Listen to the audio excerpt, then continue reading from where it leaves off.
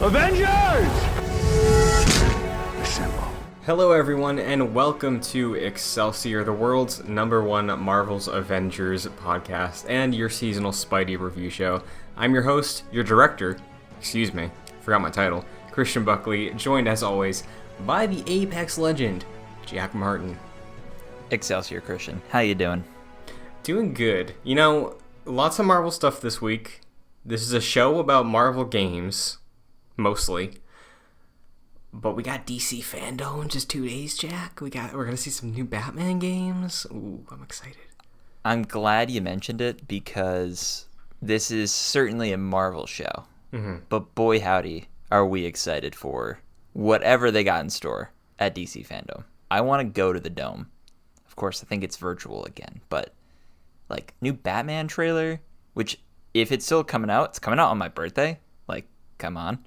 I'm very excited for that. New Gotham Knights information.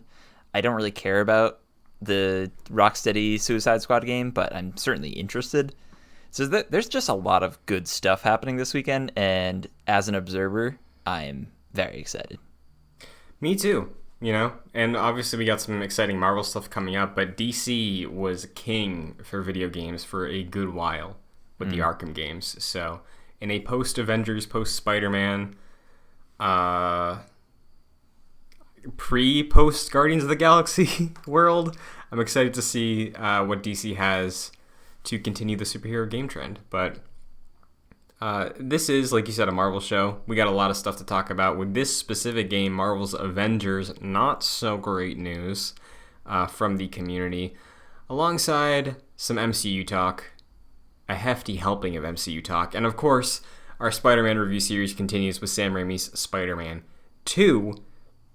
But before all that, Fury's report, as we do.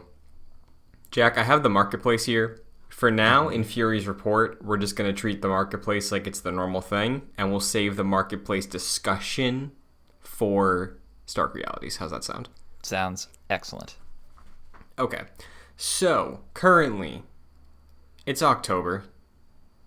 Jack, you wanted some festive things in Marvel's Avengers last year and this year for October. Mm-hmm. What would you do if I told you this game has an October-themed event? I'd be sorely disappointed, Christian, with the outcome. Yeah, because no pumpkins. Not a single pumpkin. You'd think, well, all the studios they have access to at Square Enix and Crystal Dynamics, and now, supposedly, with Microsoft, you think one of them has a pumpkin asset they could just throw their way, you know? Not a single pumpkin asset in this game. Still very hurt by that, personally. You know what is in the game, though? What's that? Nameplates for that Patton Oswalt's MODOK show that made me want to... Oh, boy. I did not like that show. MODOK was the villain, kind of the launch campaign for Marvel's Avengers, and because MODOK got a show, of course they did a crossover event. There's a new mission chain for MODOKtober. That's the seasonal event. That's the October event we got in this game right now. Are you happy? No, but I guess this is fine. How often do you forget that MODOK was in this game? Because all the time. I read this blog today, and I was like, right, he was the, like what you said, pretty much main villain of this game, right? Aside from Monica. Yes. I forgot about that. It's been a year since I played the campaign, and his lingering presence in this post-campaign content is next to none. So I get reminded every once in a while that he was kind of the big bad. Yep, he's in the game. You wouldn't know it, but he's in the game. And now, if you want to run a MODOK mission chain, which I didn't look into, I would hope and wish and assume that the MODOK mission chain is fighting MODOK in the game, because MODOK is a boss fight in the game, but unless you do the whole reassemble replay, I don't think you can just fight MODOK, and I doubt they'd break that out just for this meme of a month thing. So, like, don't know what it is. It's probably getting kills in war zones, but that is currently what you can get if you log in this week. But this weekend, Jack, Double XP has returned. Dude, I miss double XP or quadruple XP, whatever it is, almost every time. Because I'm going to be doing something this weekend, and I will not be able to play, really. So it's a little unfortunate, but that's good. Yep, I messed around with the quad XP event the final time, like couple days it was up. It was nice. I worked on Black Panther a little bit, ran through War for Wakanda with a friend of mine. But since double XP is returning, I might pop in. I might not. I've been playing a lot of Metroid Dread, so like I got other things to worry about right now in my game time. But if none of that is interesting, if you don't want to actually play the game, if you just want to spend money on the game, which, hey, I'm not here to judge, but in the marketplace right now, the featured items, not new, but returning featured items, Captain America and Iron Man from Endgame. I own one, you own one, don't we? I own both, actually. Oh, I didn't know that. Yeah, I got the Cap skin. It really, really tempted me, so I got it. And he's like a secondary. And of course, Iron Man was my main until very recently. He's still one of my mains. And really love the Endgame suit, so got both of these. They're great. Yeah, I was tempted to get the Iron Man suit, but I really do enjoy that classic Iron Man 1 skin. And once I end up having some credits, because God knows at the moment I'm not going to give them my money, I would enjoy having an Iron Man skin just for the front page look. We can get all the MCU looks, you know. Can you clarify something for me about this whole featured idea of the marketplace? Mm-hmm. These are always sold, right? No matter if they're featured or not. Like last week, I could have gone in and got the Cap Endgame skin. So I believe yes. I think at first it was implied that the MCU skins would be leaving the shop at some point, but it doesn't seem like that's the case anymore. I'm not 100% sure. Because last week, Iron Man 1 Iron Man wasn't featured, but I could buy it if I wanted to. So, like, yeah, it's weird. It's strange. It's kind of silly. I think it's just a way of them trying to, gauge more interest in these skins. These are like you would imagine these are very successful, so I think they're just sort of spotlighting them, and also spotlighting them at a time where nothing else is going on in the game, really. So I just think that's funny. I agree. Well, when it comes to updates for the game, we got a few things for updates. According to Crystal, we've lined up fixes for various bugs, including texture mapping and clipping issues on various outfits, which shows up as blocky black parts on outfit details, and a bug where Hawkeye's sword was permanently stuck to his hand. It's okay, Clint. You can put that away now, is the editor's note there. Did you ever encounter that? Not the Hawkeye thing, but the blocky stuff, yes. I think in War for Wakanda, I had some cutscenes at the castle throne room base of operation in my Avengers 1 Captain America outfit, and he was very blocky around his, hitboxes, I guess. I don't know. Yeah, I think I may have seen that one. Definitely not the Clint one, though. I think that's funny. Yeah, I mean, I haven't played much Hawkeye lately because he's basically 5150 for me, and I have no reason to play him, and I max out his challenge card, but that is funny. Yeah, that's a great image that they put. They also said, we're currently working on allowing each hero to be able to obtain an exotic every week in Omega Level Threat Family Reunion rather than just once per account, which is something we all wanted since the weekly exotic drops were introduced to be tied to a single account rather than a character. So glad that's still front and center. It's good news. I wish I could finish the Omega Level Threat with random people. I tried. I'm going through with my Thor, who is now 150. And he's very powerful. I followed your trend and pretty much maxed out his Valor. So his R1, L1, his ultimate is crazy. But I still get hit, and die in one hit. And I joined with a bunch of randoms, got through to the actual end of the mission, and we died once, and 2 of them left. Died another time, that second to last person left, and then there was just me and some dude who was an absolute tank and would not get downed and would revive me all the time. And we didn't even finish it, and I spent like 40 minutes doing it. So I was very tempted of tweeting that the Omega level threat is one of the worst pieces of content I've played, because I genuinely think it's up there. I do not enjoy my time with it. I think it's needlessly difficult. But if you can go through this, that's good.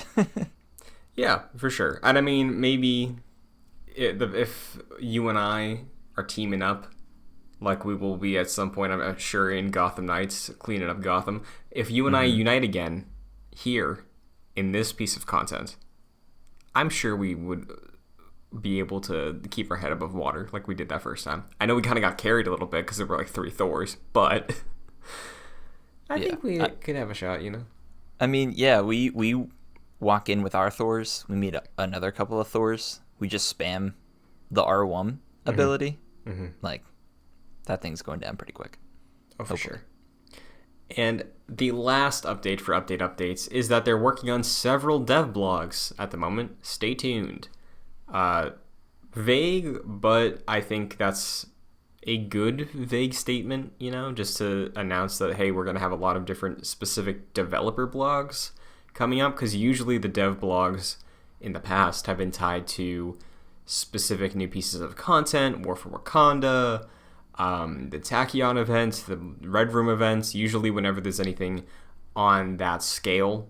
And we know there is some substantial content dropping for the rest of this year, so maybe a Spider-Man dev blog, a Raid dev blog, maybe an update about Wasteland Patrol, the gear rework. I think all of those things are likely to get their own showcases, and I doubt we would see a video presentation for any of those things. Maybe Spider-Man, but even then, that could be a tweet, you know? Yep, and I also think maybe sometime before the end of the year, or maybe at the beginning of 2022, we'll see an even more updated roadmap of what's happening throughout 2022. So I think those are all possibilities. For sure. Well, Jack, we teased it earlier. Why don't we move on to Stark Realities? Because there is a stink around this game at the moment. And I've seen a lot of discussion on if it's a warranted stink, if people are sniffing a little too hard, or if this is genuinely like, oh, there's some rotten, there are some hard-boiled eggs in the fridge, you know? Like, maybe there's something up. This news feels like post-launch to Hawkeye level Avengers news, where every week it was like, oh my god, why would you do this? Yeah, and honestly, I think we've had it too good, and we just have to get humbled again, because recently this game has been doing either okay to good, and this is not that. So, as it stands, there's a microtransaction controversy in the game at the moment. If you go to the War Table blog, if you looked at the featured section of the marketplace, if you load up the game and go to the marketplace, you'll see top left corner, you got Cap, you got Iron Man, the 2 skins we talked about, you got a few bundles, and it's been progressively growing, but this week, straight up the entire bottom half of the featured section are XP resource material boosters that you can use either the currency you're earning from challenge cards or paying for to buy these things to accelerate your progress in the game. People are upset with this because currently there's really no massive reason that you would need these things, but we have to remember very recently they made a shift to the rate at which we earn XP. I think the community had a good enough time since that change was implemented to realize that the XP was not nerfed that much. Like, I kind of barely notice a difference when I'm grinding my characters, but it is coming after an XP dishing out nerf, you know, so that's not a great look. And we know gear rework is coming presumably later this year, and the way gear rework is going to work is that you're going to have to use your resources and filaments and whatever you're earning through opening crates, killing enemies, doing missions to upgrade your gear to the max level score. And both the XP catalysts and the other boosters for resources and filaments and whatever else there is are basically allowing you to pay money to spend less time grinding them, and people are upset. We can get to the specific quote that maybe makes this a little worse in a second, but out the gate, Jack, how do you feel about the fact that these are in the game at the moment? Well, they kind of snuck it in, didn't they? Like, these were revealed a while, like the hero catalysts were revealed like a while ago, a few months ago, or at some point during this year, and they were free, and they just sort of gave them out once a week, and I think they still do. But last week in the blog, they were just like, oh yeah, we're selling these now, and it was kind of just thrown out there. And on its own, I don't really think it's that big a deal, because like what you said, even when they changed the XP rate, which was entirely needless, as we talked about when that happened, I don't think it was that big a deal at the end of the day. It didn't really feel like that demonstratively different of a change. So there's really no need to go out of your way to buy these. So I'd certainly recommend people not to buy these, because you don't need to. It's completely useless. But if this was on its own, I really wouldn't have an issue. The issue I have with this, and I think the reason a lot of people take issue with this, is the fact that earlier this year they changed the XP rate, and they said that they would never include pay-to-win microtransactions in this game when they first revealed it. And they've kind of gone back on their word. I feel like if they said, if they were a little bit more forthright and said, look, we know we said this in the past, but, and maybe gave like a good excuse of why these are paid in the shop, then maybe it would be okay. But they sort of purposely ignored discussing the reason they added these at the payable level. And this week, I thought it was very interesting that they chose not to discuss any of the backlash that they've received from adding this. Like, they've completely ignored that. And that sort of stuck out to me. Like, why not, sort of justify your rationale or remove this? You just completely ignored it. And I think, honestly, that kind of what might make this a bigger deal. Yeah. So, at a baseline, I don't have an issue with what these things are, right? Because like I said a moment ago and what you just said also, like the XP rates, we've been dealing with the modified versions of them for months at this point, and they're fine. Like I don't feel like I have to grind an extra 10 hours on top of what I would have done before to get Black Panther to where Thor is, right? Like I think that's manageable. So I'm with you. I think these are unnecessary. I don't think you need to buy these, but Avengers is a popular game. It's a popular IP at least, and the game did sell well. It's on Game Pass now, so it's reaching a wider audience. A lot of people of various different free time owners are going to be playing this game, right? So I think similar to what Ubisoft did with Assassin's Creed, which is a single player game. They sold XP boosters for that game as well, and I didn't have a problem with it there because as someone who's playing through, I think Odyssey is when they implemented that, I did not feel I was missing out by not earning XP at double, triple, quadruple the rate, and I didn't feel like I was having a lesser time for it. And for the same reasons, I feel that way about this in the game here. What I will say is because at that reveal, they did say there would be no pay-to-win strategies. That's what makes this a bit of a stinker, I think. And I've seen people argue, can anything in this game be pay-to-win if it's a PvE game? Like, pay-to-win is like Naughty Dog Factions of the PS3, where like the best gun is $3 in the store. Like that's pay-to-win.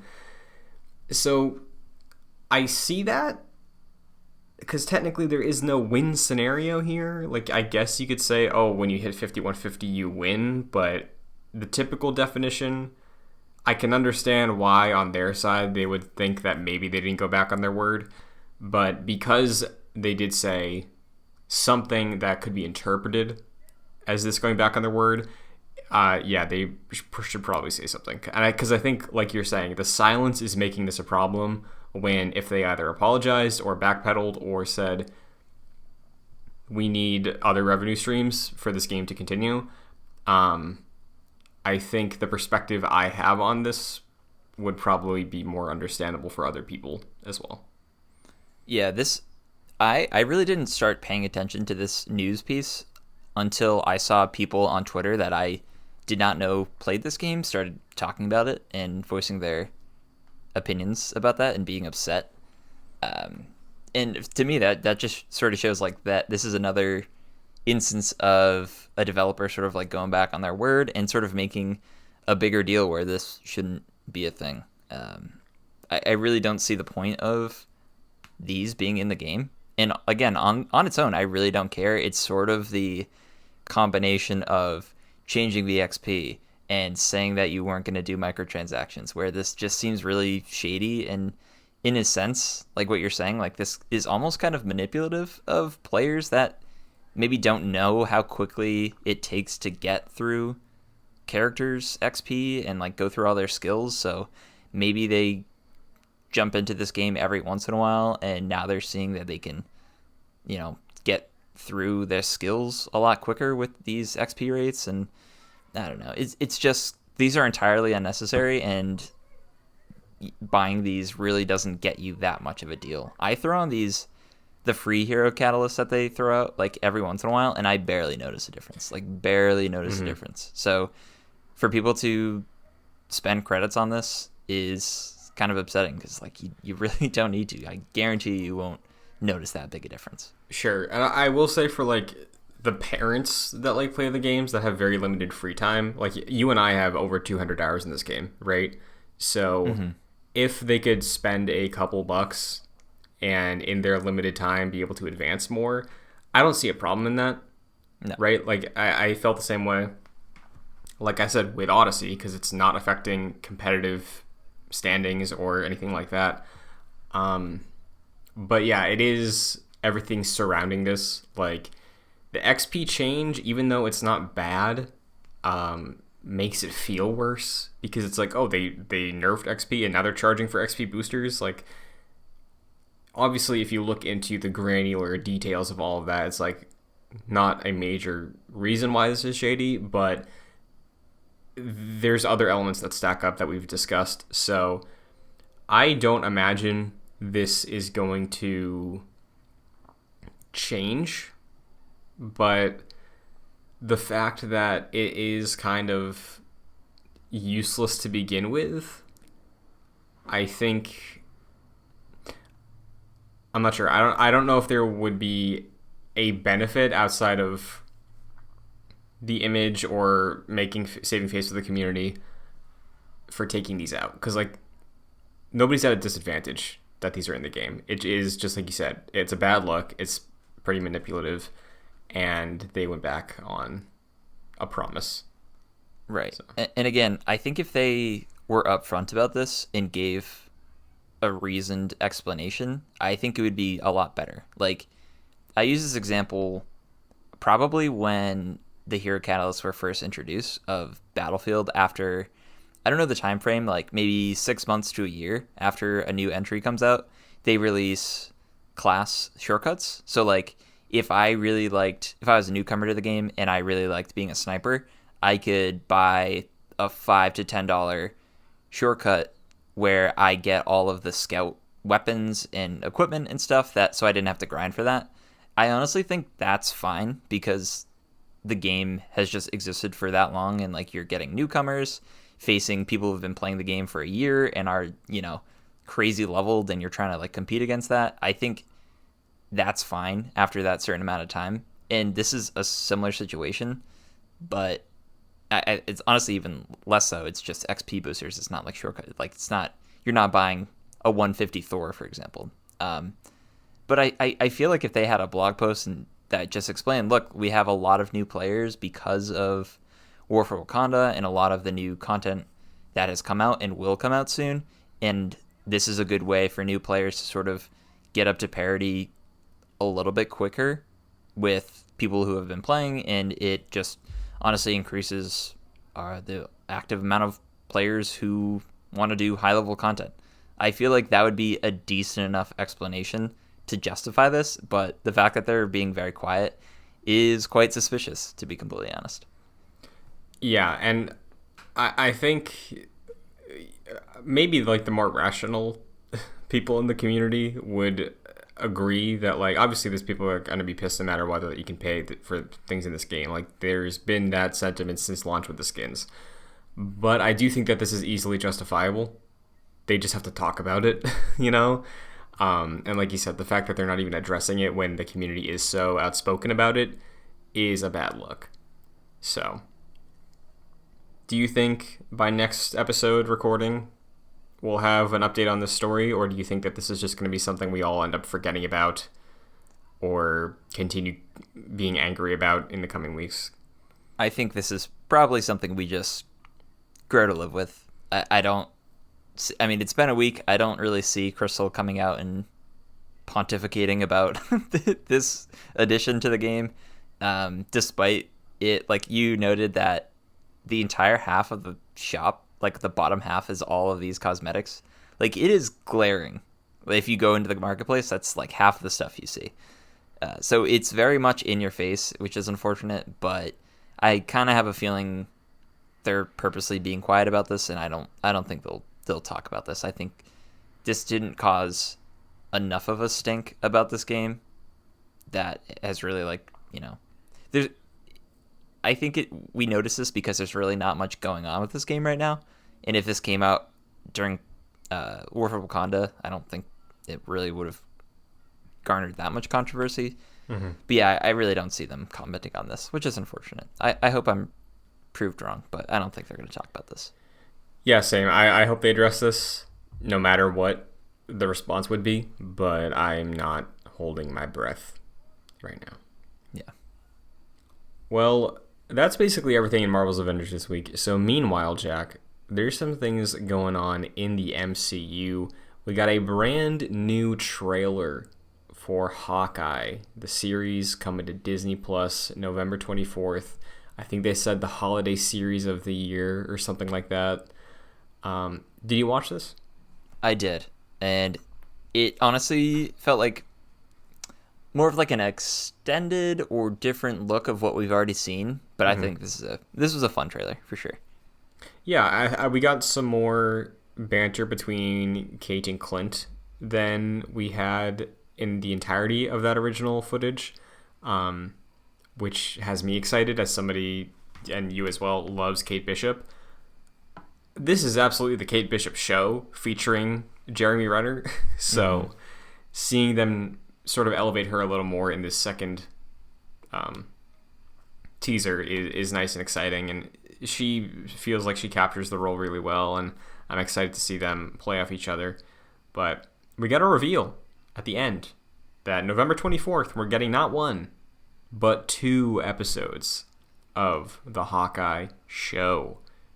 Dude, they are capitalizing on the holiday season with this show. It's very much like a Christmas-themed show, and from Thanksgiving Eve, which this November 24th is the day before Thanksgiving. Nice. That's so nice. You know, you get out of work that day, whatever, you get that whole long weekend off. You get to sit with 2 episodes of the show, and the thought that this will last you until December 22nd. It fills that Christmas time so perfectly, and that alone has me excited. Just to have that week-to-week experience where this is only 6 episodes, I think that's a great count for this show. And then 5 weeks after that, you just get to sit week by week with the episodes. That's so cool. And it's nice, too, because this is basically, you would imagine, close to feature length. So it's basically a Hawkeye movie dropping on Thanksgiving Eve, which is fun.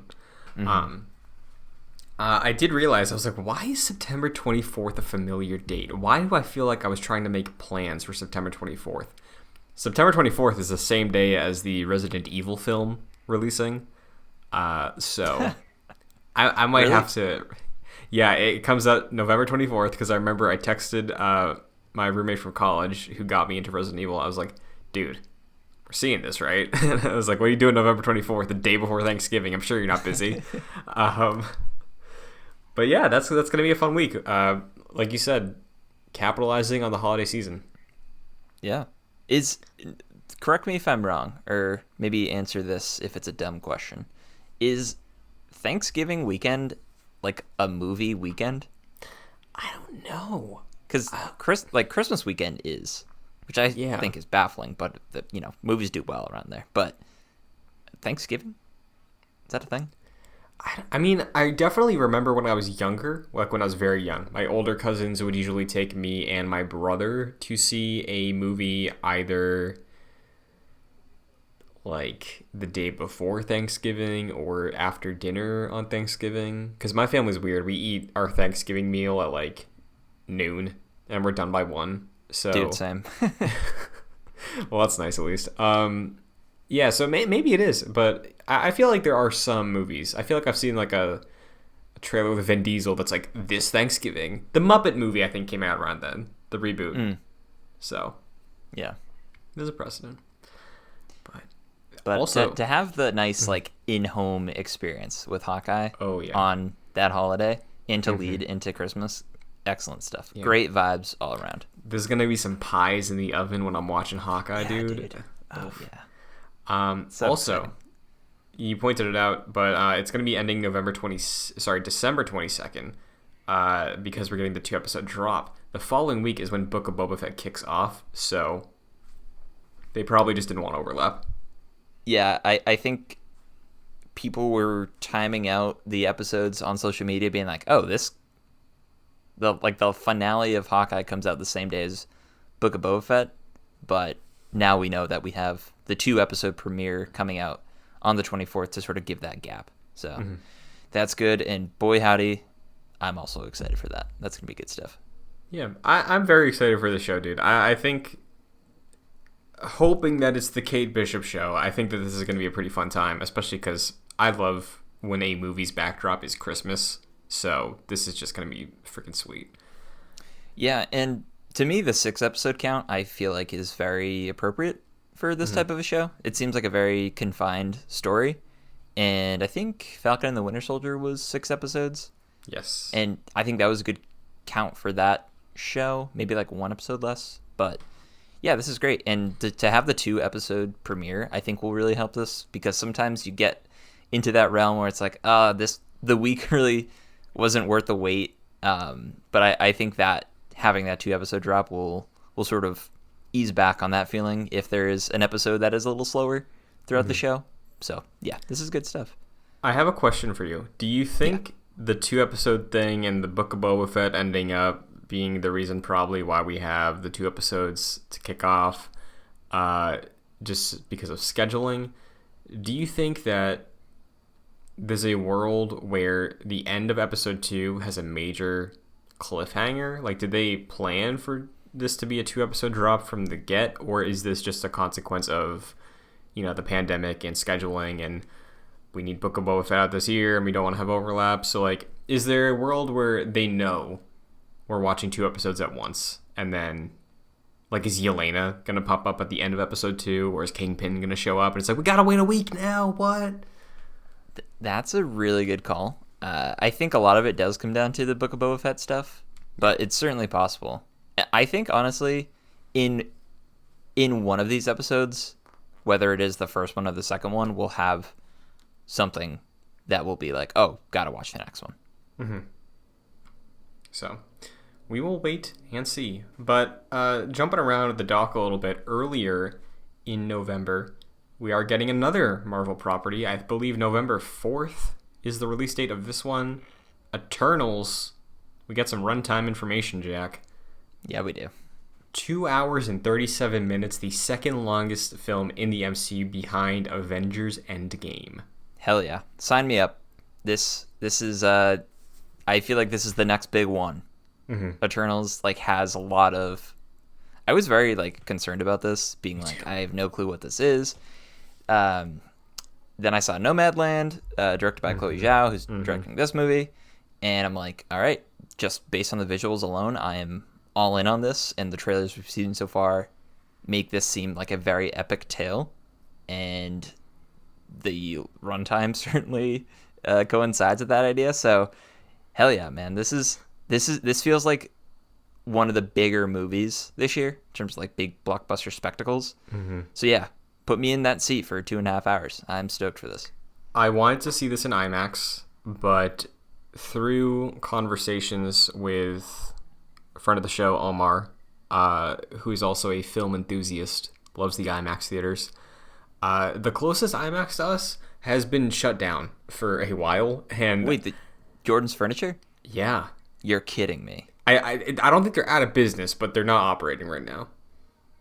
That's so sad. I know, because his whole thing was he wanted to see Dune there, and it doesn't seem like it's going to be ready for it. I wanted to see Eternals in IMAX. I don't know what I'm going to do. I think I'm just going to have to see it at my local theater. Yeah, that's so sad. I know. Imagine, listeners, a IMAX theater randomly in a furniture store. Yes. Because that's what this was. And to get to the actual theater, concessions, and box office, you have to walk through the furniture store. Like, that episode of SpongeBob where he's walking home at night and he's like, I feel like someone wants to sell me something! That's it. You know? And remember the escalator that you go up? Yes. And there's pictures of moviegoers with cameras, and there's like flashing lights on their camera. It's a very... It feels like something out of the 90s, or like it just feels like it doesn't belong, but it's so right. It's so right. Jack, I was scarred in that lobby once because I was very young. I forget what movie I was seeing there, but I was in line, and then I was probably like, it opened when I was young, and I remember going to like one of the first things they showed there.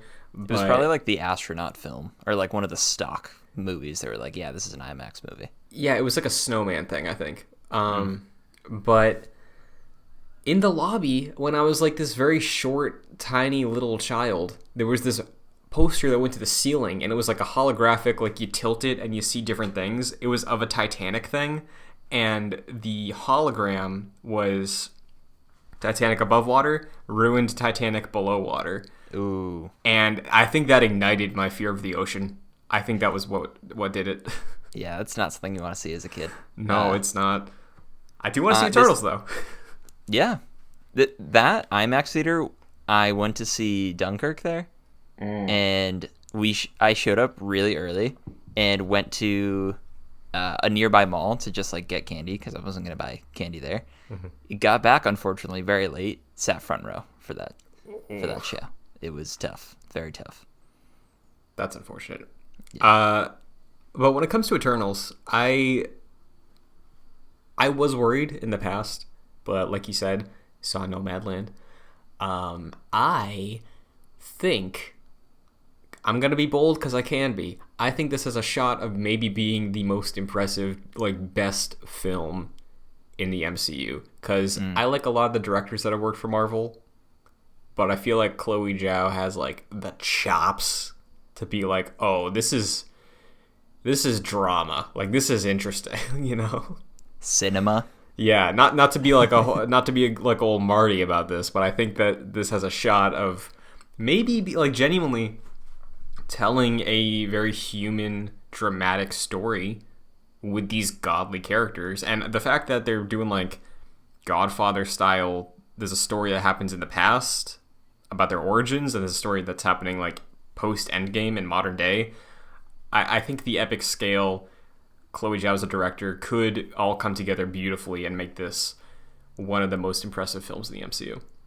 Yeah, 100%. And I feel like this movie in particular feels like the kicking off point post Endgame, like what you're saying. Like we have Shang-Chi, obviously, but that was very much centered in its own sort of story and didn't really connect too much to the greater MCU. But I mean, this is a 2.5-hour movie, and they're already talking about Thanos in the trailer and like the ramifications of what happened in Endgame. So it really feels like we're starting the rest of the MCU behind this movie, and that has me very intrigued. Yeah, honestly, I think I'm media blackout at this point. I don't want to know anything else about this movie. I want to be shocked. I want to walk into that theater, walk out praising Angelina Jolie and the Marvel Studios production. You know, like I want to be surprised. So, dude, this movie's in 3 weeks. Yeah, isn't that crazy? Kind of snuck up on us. It really did. So, one last little Eternals tidbit. They did say, I think Chloe Zhao directly said this, that there are 2 post-credit scenes, of course, as you would usually expect. And both of them, she said, are very, very like interesting, integral, full of like a big surprise that people will be shaken by, I think was her paraphrasing. But yeah, I think we could maybe see some connections to stuff we know in these post-credit scenes for Eternals. I think so. A lot of people have been speaking about the implications of what they're discussing in terms of like the emergence or whatever. So should have some good stuff in there. Oh yeah. Jack, Eternals is so close, but do you know what's far away and maybe might even be farther away? What's that? Secret Invasion. The Disney Plus series. Currently, Samuel L. Jackson is filming for Secret Invasion, which is going to be a pretty major, I'd say, event for the MCU, considering what it is in the comics. Would you agree? Oh yeah, big time. It's gotta be big. Yeah. So the reason I say it's far off is because I believe it was given a 2022 or 3 window from that initial reveal event, but currently, because the IATSE strike that's going on, both this and Mandalorian may get delayed shooting 90 days. Interesting. I actually didn't know about the strike. Yeah, so I haven't looked into it entirely, but it's the International Alliance of Theatrical Stage Employees are going on strike starting on Monday the 18th, trying to, work out something with the motion picture and television producers for pretty major studios. Disney's included in there. And because of people who are, staffed on these productions, and Marvel and Star Wars productions are Disney productions, looks like these will be put on hold, which solidarity with the workers. Oh, yeah. But just be aware that we might see some more delays for some projects. This never struck me as a 2022 movie or series. But now that you're saying that, both Mandalorian Season 3 started filming recently, and apparently this did too. Mandalorian, I'm hoping, is like a November, December release, like it traditionally has been. And this, if you don't want to judge like the timing because like the productions are probably different, but you would think like it's a season of television. It might be around a similar time frame, but I have a feeling this might be like a early 2023 show, like a March situation. Yeah, I think that's a safe bet for now, because like a 90-day delay in production is like some productions shoot that long. Like that's their entire shoot. So right. We will keep tabs on this. We'll see how things develop. But I mean, there's already so many things that are either done or have wrapped for next year. Like there's a ridiculous number of Star Wars shows hitting next year, so Disney Plus will not be starved for content. So just wanted to make everybody aware that some of these might be a little further out than you were expecting. Yep, good to know. You know what also super far out? What's that? Guardians of the Galaxy Volume 3. Is that a 2023 movie? It is. I believe it's May, which May is great for Guardians. May's perfect for Guardians. That also feels like way further than 2 years from now. Yeah, dude. I mean, when you get this thing revealed, when you get Guardians Volume 3 revealed in 2019, and they give you the made-up year, that's 2023, and then you have a year and a half of a pandemic pretty much locked inside your house, like, things are gonna feel a lot closer. Like Suicide Squad, the game is supposed to be next year. Like when that was revealed, I was like, that's not a real year. Like things are wild. But yeah, 2022 is just starting to become a real year, and people are accepting. Oh yes, 2022 is not a far off futuristic year. That's next year. 2023 still a fake year. Yeah. But when it comes to Guardians of the Galaxy Volume 3, James Gunn's been all over, his social media is posting a lot of storyboarding. Have you seen his Instagram feed lately? I don't think I've seen his Instagram. I know he's very active about dismissing sort of made-up rumors and things like that on Twitter. But since August, like post the Suicide Squad, obviously he's been sharing a lot of stuff for the Peacemaker show he's working on. But he's also finally talking a lot more about Guardians. He goes in on storyboarding. Like he had a stack at least 2 feet tall of storyboards for a specific set piece for Guardians 3 that he just showed the stack. Very impressive. But outside of that, since he is in the Guardians mood now, like you said, he deconfirms things, he confirms things if people are rumoring them. Recent rumor, Adam Warlock, who we all expected to show up at some point in this trilogy, is going to be in Guardians 3 and will be portrayed by Will Poulter. Yeah, explain this guy to me, because you are a big fan of this, and he's one of those guys where it's like, I've seen that face, can't place him though. So let me start with what you might be most familiar with him in. Have you ever seen the Jason Sudeikis comedy We're the Millers? I've seen trailers for We're the Millers. Okay. He is the person playing the son in that group. He's very funny. He was also in, I think, Bandersnatch, like the Netflix Black Mirror interactive thing. Okay. In the gaming sphere, you're familiar with Supermassive Games, Until Dawn? Yeah, I never played Until Dawn. Okay. He was in the Until Dawn sequel series. He was in the... What is it? Oh, Little the Dark Hope. Oh, okay. That's a part of the Dark Pictures anthology? Yeah, this was the one from last year. So he's been around. And the reason I'm such a fan of this is because I think he's a really good actor in everything I've seen him in.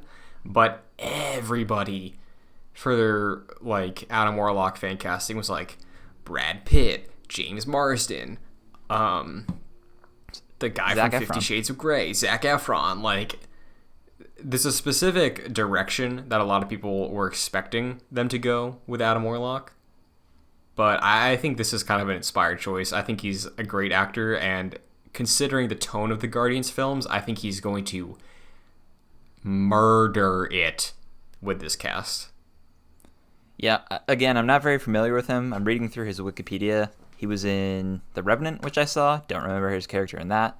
He was also in Midsommar, which scarred me, and I don't remember his character in that. Mm-hmm. So, like, I've seen him in roles. I'm just kind of blanking on him, but yeah, I almost like never get excited about castings, or like castings are usually just like, all right, whatever. I guess we'll see how they are.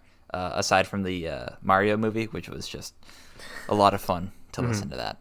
But sure, like, I'm excited to see his performance. I think it's at least interesting that they're not going the, I guess, fan casty way, like what you were saying.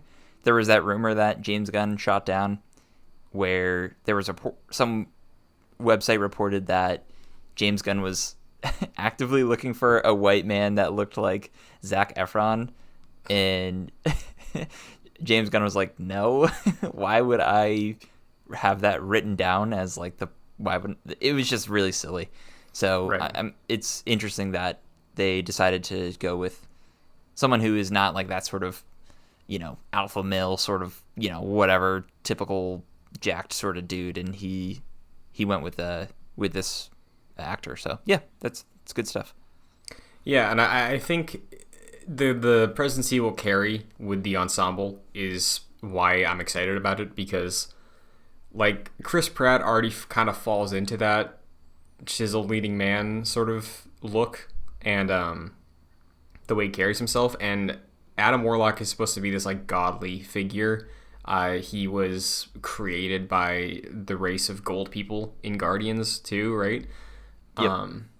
So I think Adam Warlock, if Guardians 3 is James Gunn's final Guardians movie, if we retire a lot of the Guardians, I could see Adam Warlock be either the next roster leader of Guardians, or maybe we transition to like a Nebula leader or Nova or somebody like that. But I think I could see Adam Warlock sort of be the final addition to this Guardians family and maybe be the one who carries on the torch when most of these actors probably move on in their careers.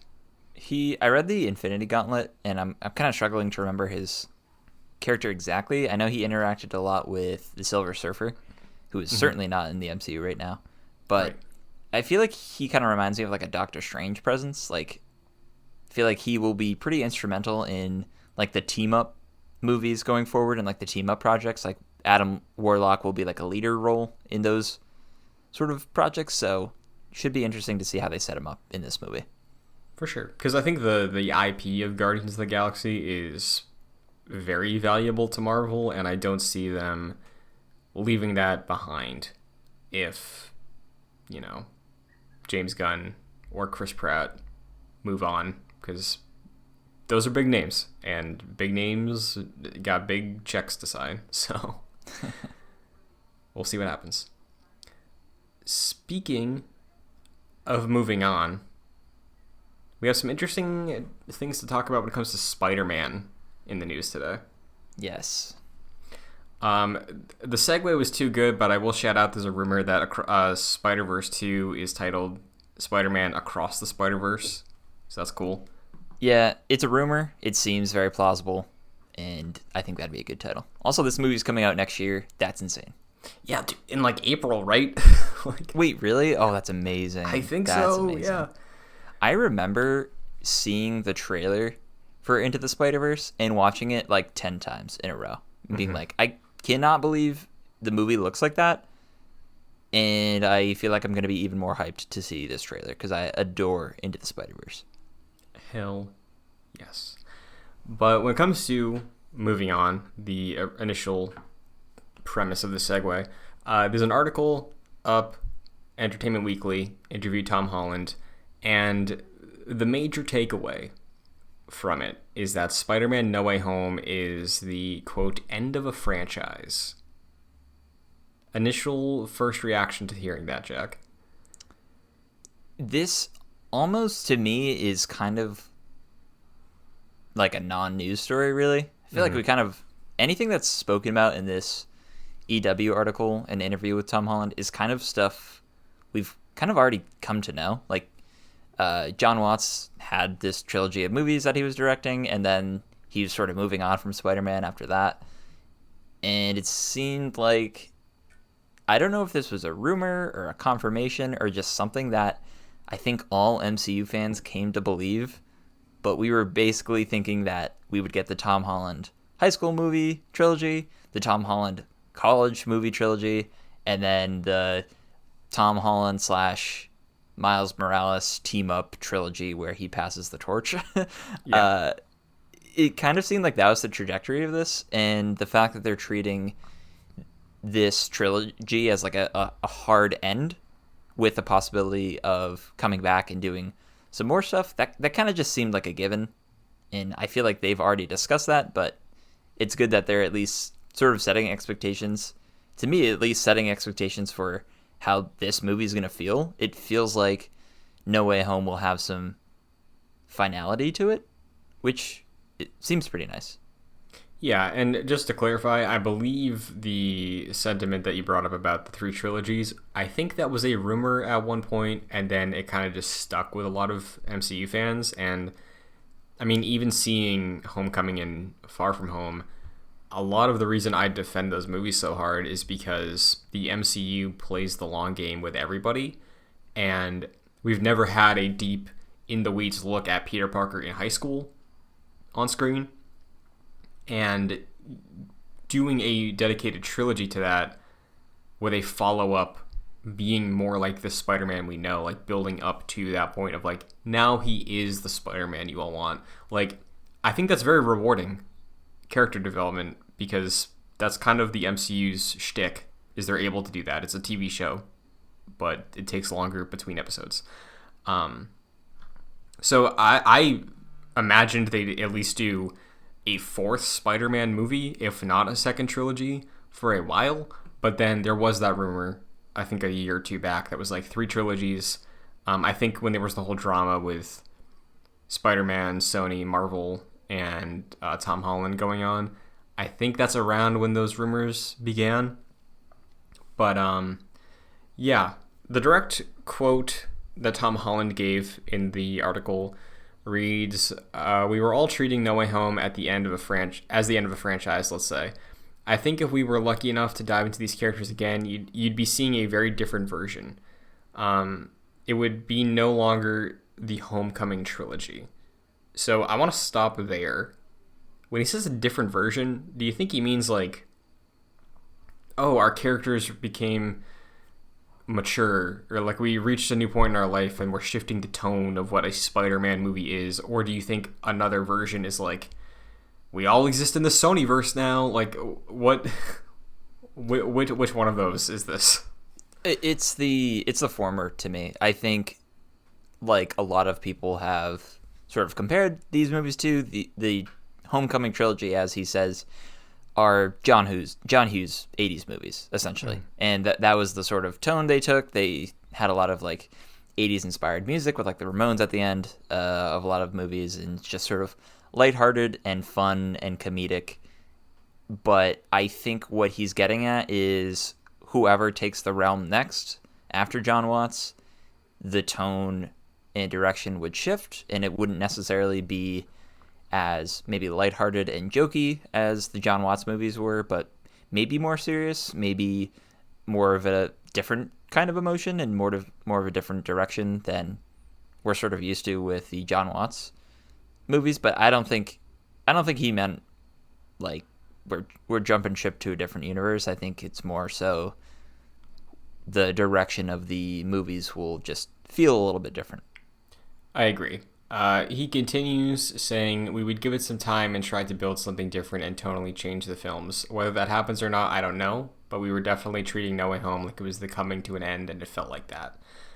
There was also another quote that he gave about being very, very emotional with Jacob Batalon and Zendaya after their final scene. So, like, there's rumors that Ned is going to be Hobgoblin, so, like, maybe this is his last bout in an MCU film, so maybe that would be sort of a reason for all those emotions. And if the next time we see Peter, it's after having to fight and lose his best friend in Ned, I think, like you're saying, yeah, like a shift in tone, more serious, more dramatic, is probably likely, and I think would be in line with a different version, you know? Because if Peter and MJ in the next trilogy are like, hey, we were kind of responsible for everything that happened to Ned, and he's maybe dead now, like, that could put some stress on them, and I think have a very different tone than the John Hughes style that we're used to with Spider-Man right now.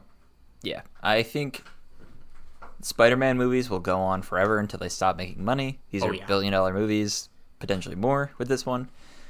But I think the question is, what does that mean for Spider-Man in the MCU, especially with Sony doing very well with their Sony Spider-Verse with Venom, and there was the whole debacle, like what you mentioned, with Disney and Sony in trying to keep Spider-Man in the MCU, where Sony was like, we're making lots of money, like, I don't really know if we need you guys. So that's a contention. I wonder, with the success of this movie that's surely coming, I wonder what that means for Spider-Man in the MCU.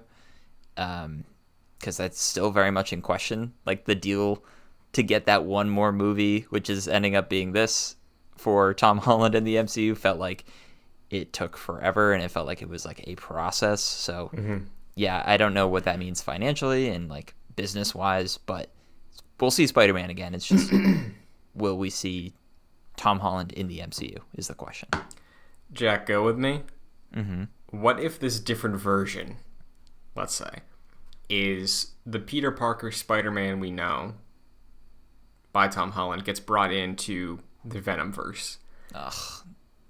But, go with me. Yeah. In the MCU, Tom Holland plays Ben Reilly. No. I'm already confused. Ben Reilly, I think, is the... No, I know. Scarlet Spider, right? Yeah. Clone of Peter Parker, takes on a different name. Does Sony own Ben Reilly as well as Peter Parker? I don't know. We could maybe have a little discussion there. That's a different version. Yeah. The thing is, I love Spider-Man being completely alone. It's part of the reason why I really like 2/3 of the Raimi trilogy, is that he's very much like a Spider-Man-centric movie, obviously. Mm-hmm. But like there's no like interaction with the greater MCU, which is good and bad in some ways. Mm-hmm. But I do like him being alone. But at the same time, I like this Spider-Man that we already have. So maybe if there is an upcoming trilogy in the MCU being more focused on Peter himself and Spider-Man in New York or wherever he is, and then just getting the team-ups every now and then him going on his merry way. I think that would be quite ideal for me. No, I agree. And I think if you look at Spider-Man right now, right, outside of the characters, like specifically to look at the actors and the draw of international box offices more so than domestic ones for a specific actor, who do you think is left that would put eyes on a Spider-Man movie, right? Because like Robert Downey Jr. Iron Man, of course, makes sense to market with these other things because he, for the longest time, was the face and especially internationally brought in so many eyes. So like Spider-Man in Chinese box offices, if you slap Iron Man on that poster, it's gonna do better because in China that box office loves Iron Man. I'm struggling to think of anybody who would fill that specific role. Like Spider-Man seems like the biggest player right now, and I get like Doctor Strange, I think kind of gets to that level, and I can see why he'd be implemented here in the finale of this mentor-partner trilogy. But, like, moving forward, I don't know who you could slap in a Spider-Man movie that would give people more attention to it because, it's already Spider-Man, you know? Like what Doc Ock said, it's self-sustaining now. I think it's at the point now where, like, Spider-Man Far From Home was over $1 billion it made, and some people are speculating that this new one could potentially do even more. Yeah, so it will. I don't know. I don't really know if you need. I don't know if you need those characters anymore to sort of like boost that. You know. Yeah. So that's what I'm saying. I think there's no more need to do that. Like I don't think anyone you add will make the movie do better unless it's other Spider-Man at that point, right? Like. Yep. But interesting stuff. Spider-Man. Final question, is he staying in the MCU?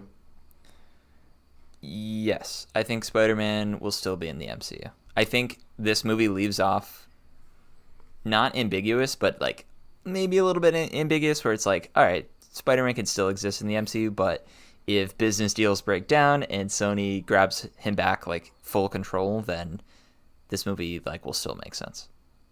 Yeah, and I think that's probably why they took the finality approach, because like if things fall apart, it's like, okay, well, we had a conclusion, and I'm sure they could find somebody to elevate, you know? Like, they made Iron Man the big guy. They could do it again. Yeah, totally. Well, that brings us to our Spider-Man in review portion of this episode. Jack, today, in our rewatch ranking discussions, Sam Raimi's Spider-Man 2. Not 2.1. It's pizza time. It is pizza time. So, similar to last week, I want to start your history with Sam Raimi's Spider-Man 2. Let's hear it. Sure. A bit less nostalgic for me than Spider-Man 1 was. I think this was kind of one of those movies that I didn't realize I liked until like, well, I didn't realize I loved until later on. I guess similar to, not comparing it in any way, shape, or form, but similar to like Empire Strikes Back, for example. I always liked that as a kid, and it sort of just grew on me as I grew older. I think this is kind of similar to that, where I liked it as a kid. I saw it in theaters. I had the DVD, loved the video game. I think that was the big connection for me to this story. But it wasn't until like really getting older where I really started to appreciate this more. And I think like somewhat more recently, especially with this is like one of the more memeable movies in my existence, and I love that for this. Like it's not really as goofy as the first movie, but there's just so much that has come out from this movie that is just memed in pop culture. So yeah, I feel like this movie's had quite the renaissance, I feel like very recently, and I feel like it's gotten a lot more appreciation these days, which I love. What about you? So, like you, I watched Spider-Man 1 so many times, right? Like, that is the one that has the warm, fuzzy nostalgia feelings.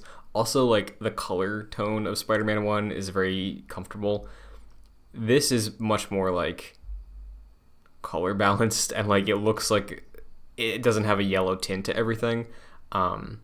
But not as much nostalgia with this one.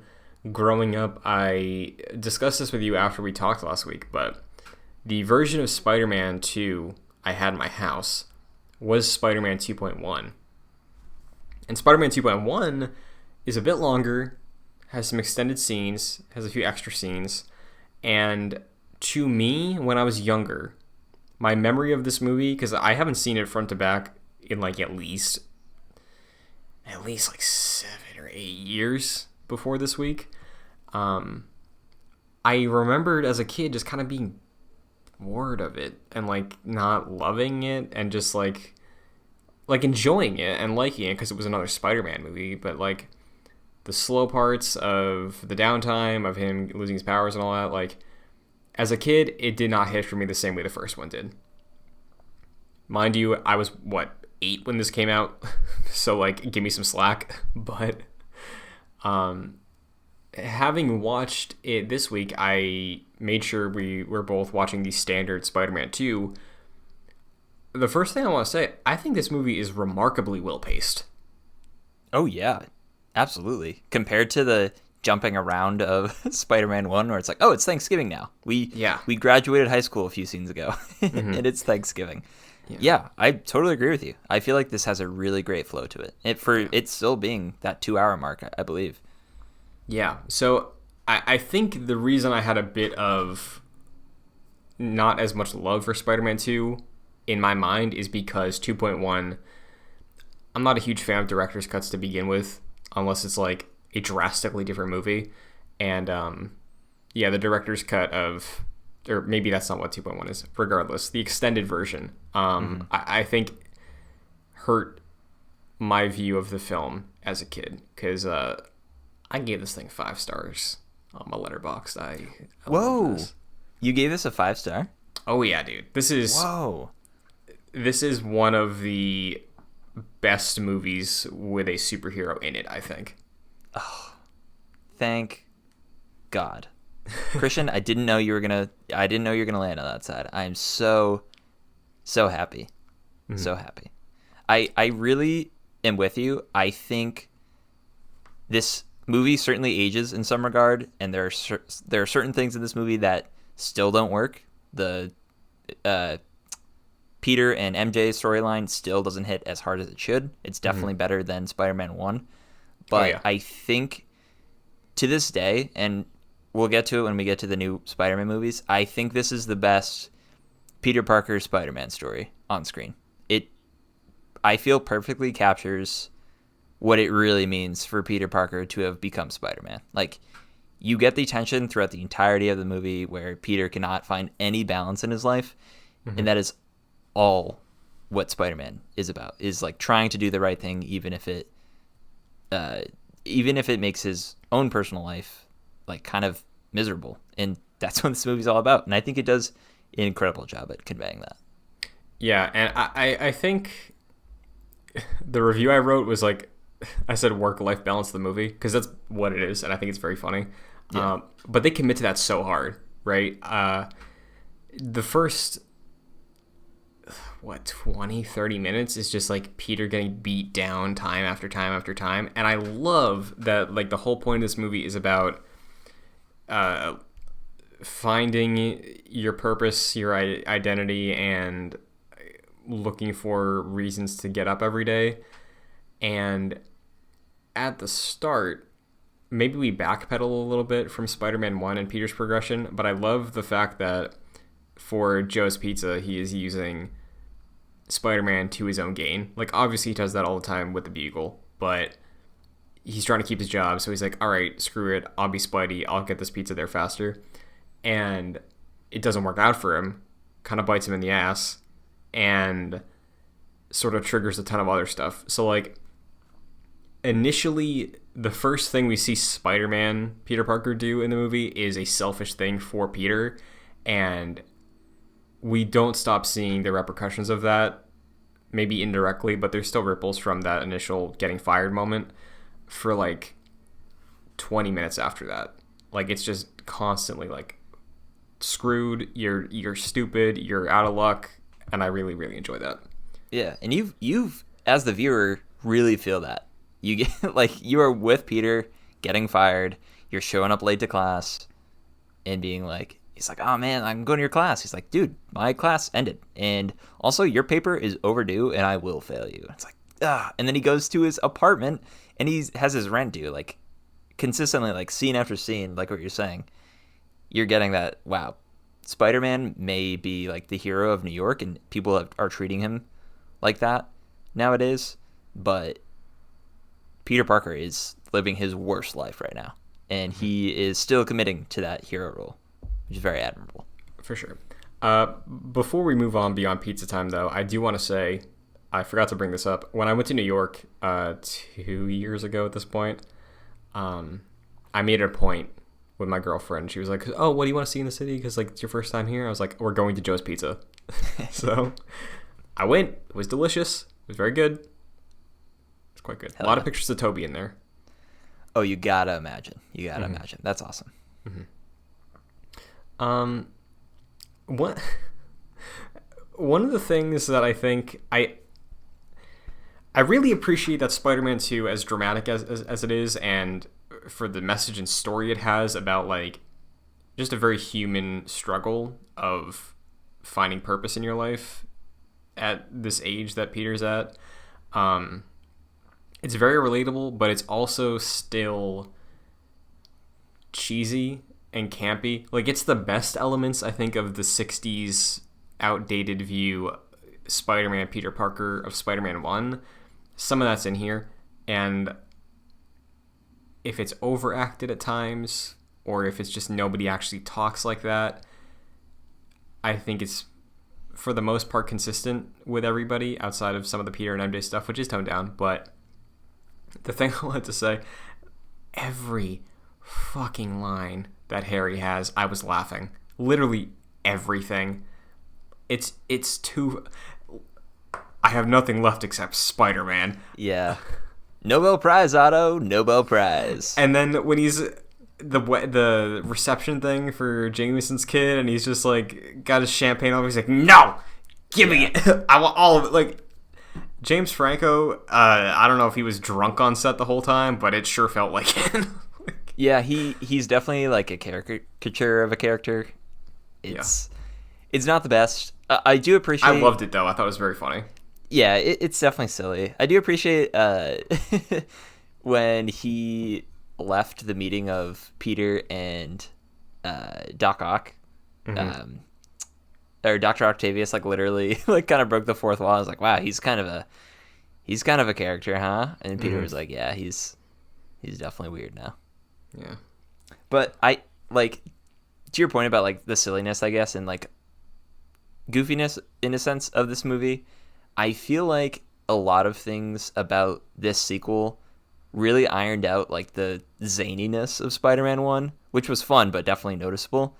I think the comedy, especially in this movie, is one of those examples where the humor in this feels, like, really smart, and a lot of it comes down to timing and like the comedic chops. I feel like a lot of the actors. We got to talk about Pizza Time. Mm-hmm. The whole broom closet incident is impossibly long in the best way. Mm-hmm. Of like, you cannot believe that's going on forever.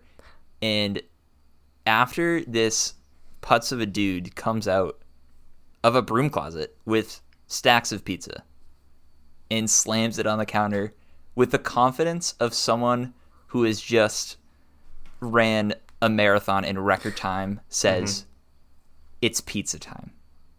Who in their right mind would feel that level of confidence but Peter Parker? It was beautifully awkward in the best possible way, and it deserves the meme status that it has now. Yeah, and I believe I think that scene is longer in 2.1. Yes, it is. That's very funny. Yep. So another thing I really enjoy comedically, of course, is some of the meme stuff, but something that hasn't been memed, I don't think, that I do think is stupidly funny is when he breaks out the poetry for MJ. Oh my god. Day by day. Or when he's like, punch me, I bleed. Like, what does that even fucking mean? Like, it does. Like, I know what it means, but like, you cut someone and they bleed. Like, that's. Yeah. Oh, man. That whole scene in particular is just the dialogue between them is very strange. Like, he mentioned seeing her getting married, like, on a hilltop. And at the end of the conversation, she's getting in a taxi. She's like, I'm getting married in a church. Which is, like, for her to say, like, you're wrong about me. But, like, just her driving away in a taxi. I just think that is the funniest way to end a conversation. Yeah, that is quite good. I will say the thing that I noticed in the film that shook me, kind of a tangent, but in the reception for Jameson's kid, I was watching it, and as she was coming down the stairs with Jameson Jr., I did a double take because the dude who's playing Jameson's kid is one of the major players on The Vampire Diaries, which I'm currently watching with Kayla. No way, that's funny. Yeah, and I was like, hold on, what? Who? He was an actor before that show? Elijah is his name, and I was shocked to learn that he had lines in this movie. That's awesome. Yeah. But a lot of tension, a lot of struggle for Peter when it comes to MJ, when it comes to his work, when it comes to being stopped at the door by Bruce Campbell, which I think might be my favorite piece of comedy in the movie. That's another great example of really great comedy. Like the 3 stops, and then he'd be like, oh, how may I help you? That's great. Also, did you know, I think this was like eventually, like, they didn't go through with this, obviously, but in the storyboards of Spider-Man 4, Bruce Campbell was drawn as Mysterio. Did you know this? I did hear about that, yeah. So what made me think of that in this particular scene was him saying, he was speaking about, like, hey, you're not allowed in the theater because, like, or we don't want to open the doors because it helps maintain the illusion. And I was like, no way. They were totally going to do that, dude. Yeah, that's really good. I didn't even pick up on that. That's awesome. Yeah. That's cool. Also, the line where Peter does a backflip over the car, and the kids are like, how'd you do that? And he's like, I ate my green vegetables. And that's what my mom's always saying. I always loved that. I think that was a trailer line. I always loved that. Yeah, that's fun. In terms of more of the drama in the film, Alfred Molina, of course. Great performance as Doc Ock. I do think, I don't even know if I fully believe this, but I think the pedestal in terms of greatest comic book villains in movies of all time that Alfred Molina gets brought up to, I don't know if, like, he's great, but I don't think he's the end-all be-all, because he is still, like, hamming it up it's a very sudden jump from caring for my wife, and like I think you can track his logic a bit better than you could with Norman in the first one, where we were talking like halfway through the movie it was like, well, you killed the board, why do you want Spider-Man? And I had that question as the movie was going on. I was like, why does he want to fight Spider-Man at the end? It's like, oh, because Harry. But I still think like he's good, he's really great in the movie, but I don't think he's the reason the movie's great, if that makes sense. No, I think you're right. I think he's leaps in terms of like character motivations, leaps and bounds greater than the Green Goblin, who accomplishes his mission like very soon into the movie, and just kind of is there for the rest of the movie. Whereas you have like a really great build with Octavius and like seeing his like sort of tragic arc continue. He does get very comic booky, which I guess you can explain away with the arms taking over, which I guess they're artificial intelligence. I don't know if they explained that outright, but that's sort of the sense I got. And I feel like the movie goes a long way of even making him more of a comic booky villain, where he goes to a bank and picks out bags of coins that should have just had dollar signs on them. Yes, and like but comes I love in with that. a top hat. Yeah, it's ridiculous. Like, the bank robbing scene, I think, is the only thing in the Sam Raimi Spider-Man trilogy that is like, I think this entire trilogy, maybe 3 isn't like this, but I think all of them is rooted in that original run of Spider-Man and its inspiration in terms of like aesthetics and stuff. Totally. And tone. Definitely not when it comes to actual like story, but this is like the only thing that's going for that vibe that works for me, I think, in terms of the cheesiness. It's like, man, Spider-Man is so much more and so much better than he was in that initial like 60s thing. But this one works for me. Like, the dialogue in all of them so far, not super great. The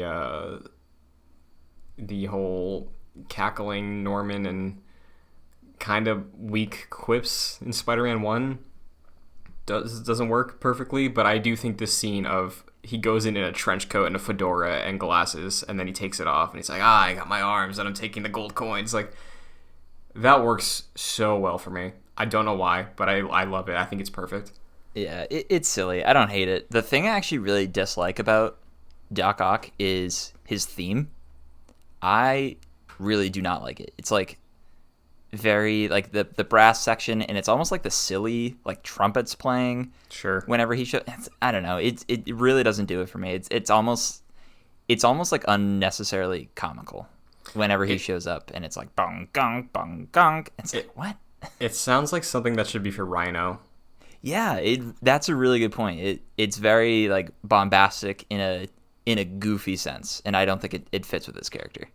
Yeah, because I think that's the thing that I struggle with Otto, because like when we know Otto, he is this like very sophisticated person who's smart, and you're like, oh, he's gonna be some like methodical villain, like he's gonna be on that level, and then I think he never fully capitalizes on that initial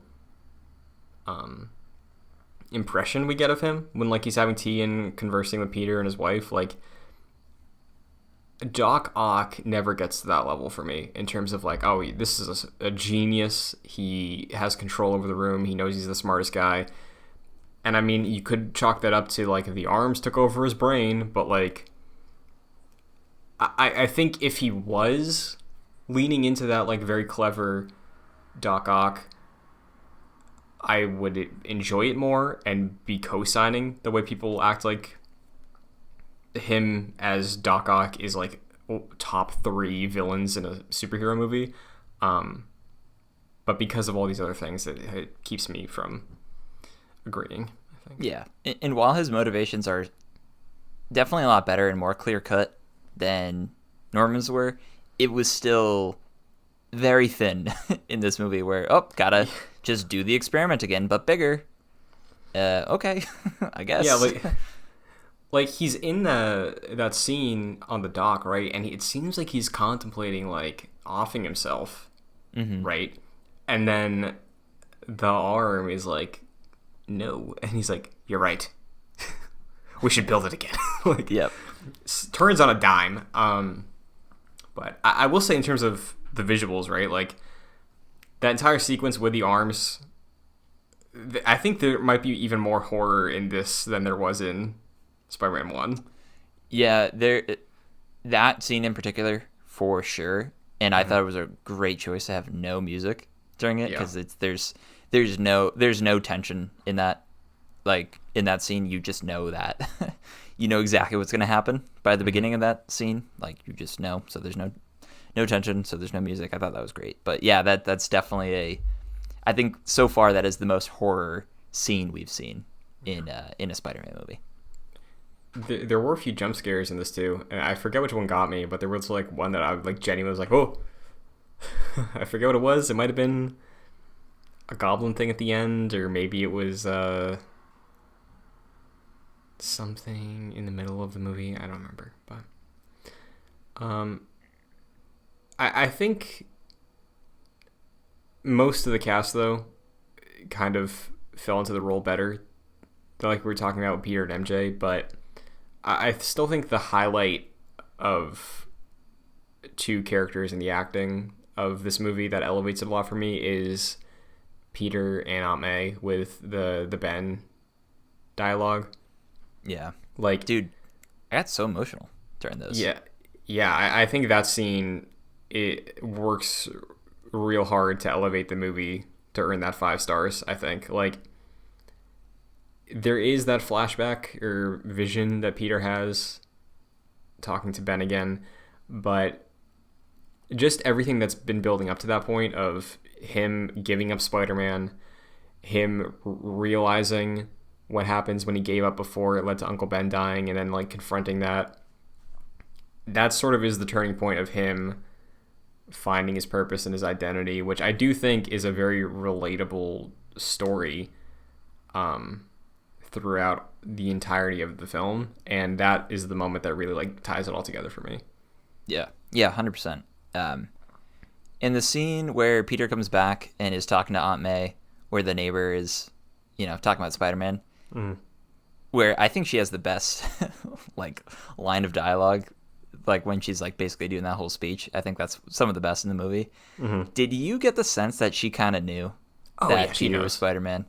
I think that's awesome. That was the first time I sort of picked that up on this rewatch, where like similar to Spider-Man PS4, where at the end of that game, Aunt May is like, dude, I knew. Aunt May basically goes on this whole rant talking about how heroes are important and all that sort of stuff. She knows. She definitely knew. She just doesn't want to admit it. She wants Peter to keep his pride, and I think that's so amazing. Yeah, I feel like that was always the intent. Like, even when I was younger, I feel like I knew. I was like, oh, she figured it out, and she's like being that voice of reason and like motivation for him. Yeah, and then eases back when she's like, could you help me with this desk? Oh, don't strain yourself. She's like, gotta play cool. Yeah, it's pretty great. What else is there? There's a lot. We got to talk about the train scene. Oh, yeah. I think in terms of like superhero movies and defining characters, I feel like this scene in particular really defines Spider-Man. Like, in a lot of aspects. The action is great between him and Doc Ock, but I feel like it's especially the interactions with him and the New Yorkers in the train, losing the mask, trying to like think quick on his feet, and I always loved people's reactions to him, where it's like seeing his face being like, he's no older than my son, even though he looks like he's 35. He's 30, and he's like, he's just a kid. Yeah, you get the point though of like of what they're trying to say, and I always thought it was really funny the kid saying, "We won't tell nobody." It's not as ridiculous as I think it was, but just the whole emotions of that of people sort of sticking up for him, I think that is like the most Spider-Man-ass Spider-Man scene we've seen so far. Oh, definitely, yeah. The train sequence is iconic for this entire trilogy. I think it's probably like the iconic thing for the trilogy. Yeah. So much so that I'm kind of surprised that in the conversation for the No Way Home stuff, like, I don't think I ever brought this up to you, but like in that trailer when he's in the canyon desert area and he's on a train and Doctor Strange is doing some weird thing with more trains, like Alfred Molina's in the film. Like, they're probably redoing the train, I think, in that movie. Could be. That's a good point. Like, I'm just kind of surprised I haven't seen that discussed a lot, because I do think that is such a central thing of this movie, and it's kind of the main fight with Doc, right? Like, there is the one on the clock tower, which is great, but this is the one that stands out as iconic, you know? Yeah, this is the one, I feel. The clock tower one is great, but I feel like there's a lot of moving parts in the best possible way, whereas there is the action, there's the think quick on the feet aspect of it, and then there's the great emotions of the interactions with him and New Yorkers. Good stuff. There was another thing. Oh, I said the movie has remarkable pace, right? I think it's even more impressive considering how many goddamn times they fade to black in this movie. That's a good point. Yeah. Like, and we have a whole sequence of him not being Spider-Man too. Yeah. You think that would kill the pacing, but it helps the movie. That sequence, Jack, even has a freeze frame. Oh, it's so beautiful, dude. It is so amazing. There's a whole song in this movie. You know? That's so good. Every time in my entire life when I hear that song, I think of this sequence. You have to, dude. I think of the hot dog. The hot dog's the best part of that. The hot dog, the nonchalant bite of half of the hot dog. You have to imagine Sam Raimi was directing Tobey Maguire, and Tobey Maguire took a little bite. And insert Kylo Ren meme more. And then he kept going more, and he kept just munching away until you get to the point where he eats like half this thing in one bite. It's amazing. Yeah, when that happened, when you watched the police cars go by, I was like, that is me after I got the Spider-Man Platinum, and I'm just in the city. It's like, oh, yeah, not my problem. Nope. But yeah, I think for everything this movie does with the Spider-Man No More stuff, like, it's just great. And I think that is the reason I think it's like a great movie, and that's why I said I think it's one of the best movies with a superhero in it, because I don't even think it's maybe the best Spider-Man story I've ever seen, but in terms of a movie telling a story which just happens to feature comic book characters, whoever they be, I think it's just a very cohesive, complete, impactful story and message, and may even be all killer, no filler. So I think you're right. I think this is still on that short list of when you think of those comic book movies where like this is different than, like, obviously all these movies are different like tonally, but I think you're right. This is that sort of quintessential Spider-Man tale. I feel like this really captures the essence of what it's like being Peter Parker and Spider-Man, and you as the viewer like really feel that, and they really nail that tone of this movie and just the feelings that Peter feels, and that I think is they're very successful in conveying that. Do you want to know maybe my favorite part of this entire movie? Yeah, what's that? Definitely the thing I respect the most. It's the very end. The very triumphant Peter gets the girl, swings off, does this cool CG final swing through New York, and the final shot of the movie is Kirsten Dunst's best acting in the entire movie. Just the excitement for the love she has for this guy, and then just it hits her and she realizes what she signed up for, and that's what they fade to credits on. I love that so much, Jack. That's so good. Yeah, and then cue Dashboard Confessionals Vindicated. What a great song, man. Kidding me? I mean, it's no Chad Kroeger Nickelback, you know, but it's sure, it's pretty good. No, but yeah, to your point, like, that just sort of hammers home like the entirety of what this movie was trying to say, is that like being around Peter or being Peter is not a fairy tale ending. And like they started doing that where they literally showed her in her wedding dress going through like some New York park with the saturation dialed up to like 1,000, where she's leaving her wedding, she's leaving it for this dude in his shitty apartment, and they could have ended it of him flying off with like the helicopter behind, and that would have been it. But yeah, I think it was, to your point, like it was a really good job of, or ending on that note of like the melancholic note of this is it. Like this is certainly not a perfect life. I think that was brilliant. Like genuinely, I have to think, but I think that might be maybe my favorite ending of a superhero movie. Like maybe Iron Man and then this, because like Iron Man for the hype, but like this is genuinely like this is impactful. I think like it's just like you're ending the sequel to this massive success of Spider-Man on his girlfriend who maybe she's regretting this, maybe she is questioning, like it's ballsy, and I think it was a fantastic move for this movie. This reminds me of, what's the movie that features Mrs. Robinson? That's what I thought too, The Graduate. Yeah, this is definitely like a Graduate-esque ending, where, yeah, dude, you know, to spoil this movie that's been out since the 60s or whatever, it's actually very similar. They leave the wedding that the girl was supposed to have, and they run away, and they sit in the back of the bus, and they're smiling their faces off, and then they sit on that shot for like 10 seconds. So like, you get the sense they were like, wow, we just made a big mistake, and this is the rest of our lives. And that's exactly what you get for this. Yeah, I thought the exact same thing, and I'm sure Sam Raimi was inspired by that. Yeah, definitely. What do you think of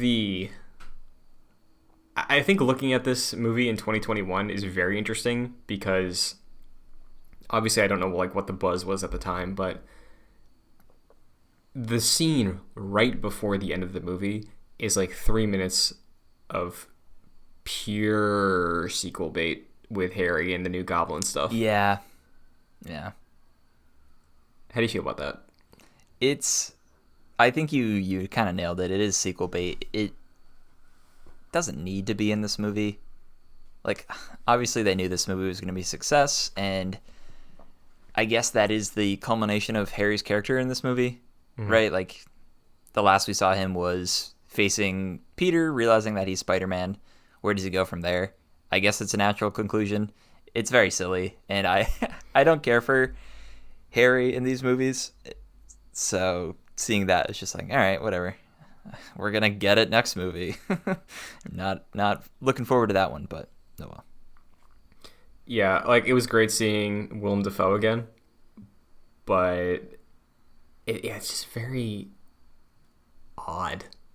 Because like, did other movies do that at the time? Like, was there a trend of like, was a Spider-Man 3 a lock at that point? Were they doing that to try and like get buzz so they'd greenlight a Spider-Man 3, or was this a Sony call? I just had a lot of questions from that because I was like, this is like some MCU post-credit scene stuff at the very end of your movie before the actual ending.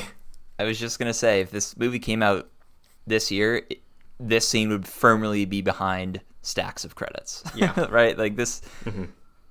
This would not be where it was in the film. Yeah.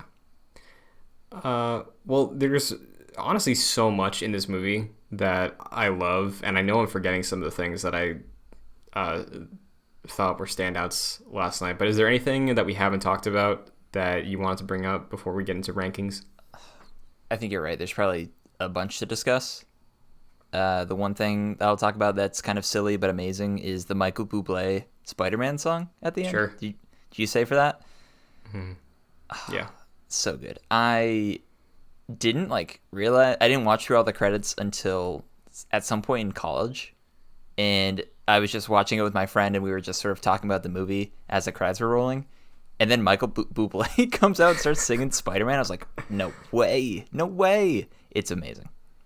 It is. But yeah, Spider-Man 2, fantastic movie. Tons of stuff that I'm sure we could talk about for another 2 hours, but when it comes to reviews, let's start with a star ranking first, because I think that's fun that we've been doing that. Like I said, I gave it 5. What would you give this on your letterbox? I think I gave it 4. Okay. I think I gave it 4. The more I talk about it, the more I think this is like a 4.5 movie.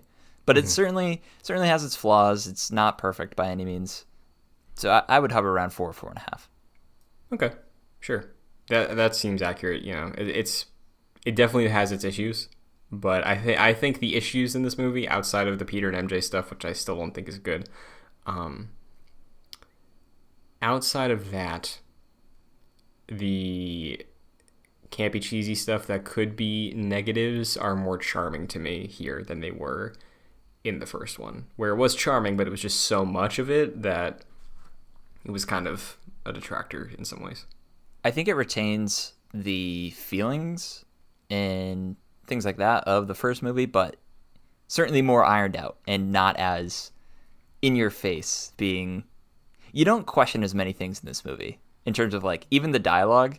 It's like, I guess that's consistent with what the character is saying, but the first movie, everything sort of jumps out at you and it's kind of distracting when you're watching the movie.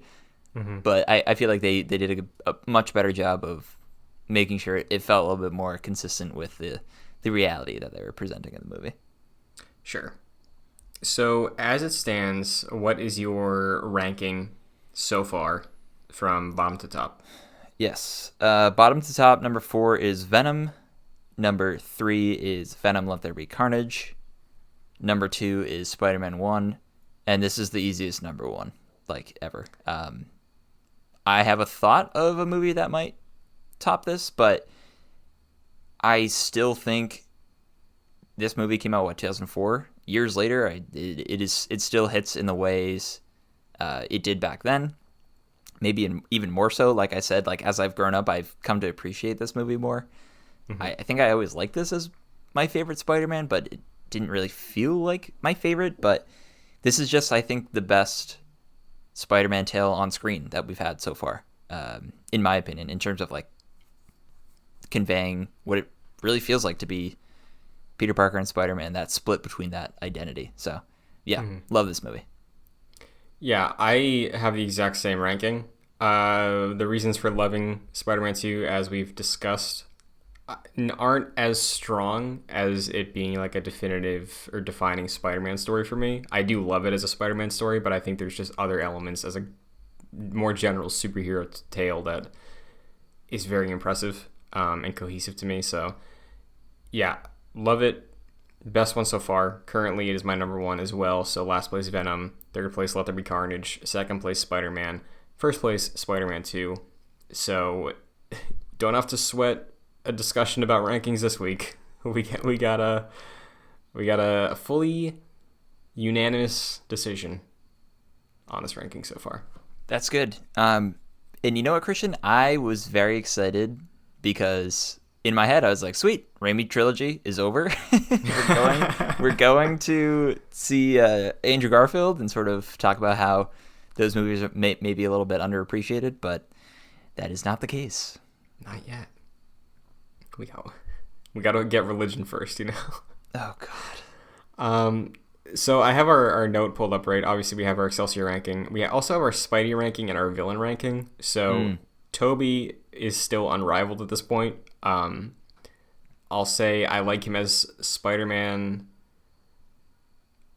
the same, I guess. I don't think he's improving as... Like, I didn't love the quips in the first movie, but I feel like in this one he didn't even try to do quips. He was just kind of present in his action when he was Spider-Man. Yeah, like, he gets a little bit more confidence as Spider-Man, but they don't really show that very much. Yeah, it's like they gave up on making him be comedic at all. Right, yeah. So that's a downside for me, but I do think as Peter, he's a bit more... feels like a real person this time. Yeah, absolutely.